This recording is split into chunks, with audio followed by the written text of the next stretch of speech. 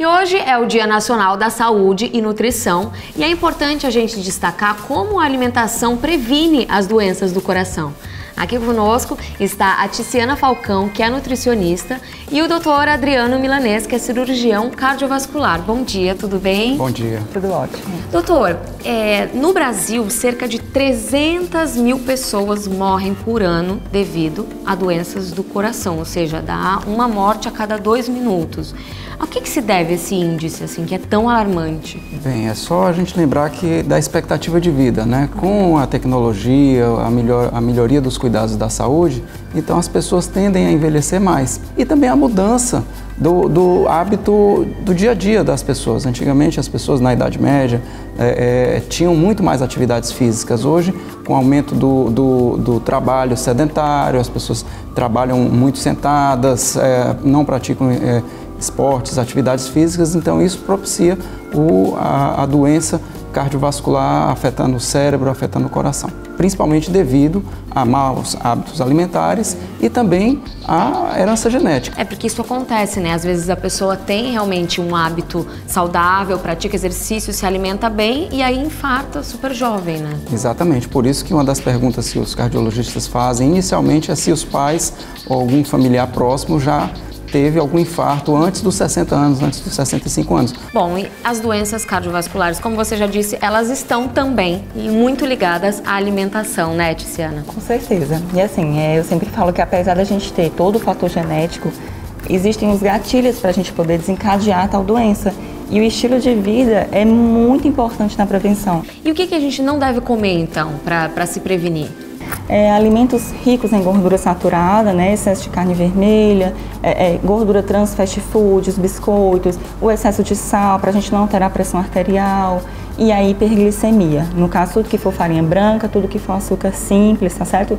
Todo tipo de alimento refinado. De uma forma geral, para prevenir doença cardíaca, é o quê? É ter uma alimentação anti-inflamatória, porque a base da doença cardiovascular é uma doença inflamatória. Eu queria que você falasse um pouquinho desses alimentos que são bons para prevenir justamente as doenças do coração. Aqui, né, a gente está com alguns alimentos que têm estudos em relação à funcionalidade de prevenção de doença cardíaca. Por exemplo, no tomate a gente encontra o licopeno, que ele reduz o estresse oxidativo, consequentemente ele protege o endotélio. A gente tem a cebola, que é fonte de quercetina, que é outro antioxidante. O cacau, ele é um alimento que a gente até considera um alimento funcional, porque ele é muito estudado, ele é muito rico em flavonoides, que também são antioxidantes. A linhaça aqui, a gente tem uma fonte de ômega 3, não só ela, mas outras sementes também. E o azeite também, o extra virgem. O azeite é uma gordura que a gente usa muito também, muito anti-inflamatório e muito funcional na prevenção de doença cardiovascular. Bom, e além da alimentação, doutor Milanês, quais são os outros hábitos que a gente então deve seguir para ter um coração saudável? Bem, só lembrar que a doença cardiovascular é uma doença multifatorial. O que significa isso? Ela não tem só uma causa, né? Não é só a alimentação, não é só o sedentarismo. Então é importante que você consiga gastar mais calorias do que o que você consome. Também é importante evitar os maus hábitos, principalmente cigarro.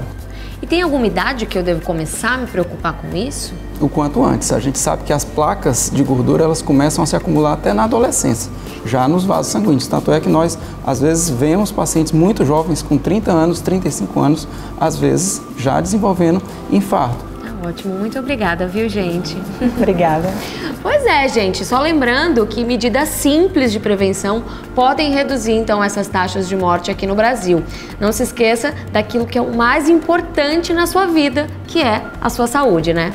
E no próximo bloco a gente vai falar de dietas. Vamos descobrir qual é a melhor maneira de perder peso sem prejudicar a saúde. É já já.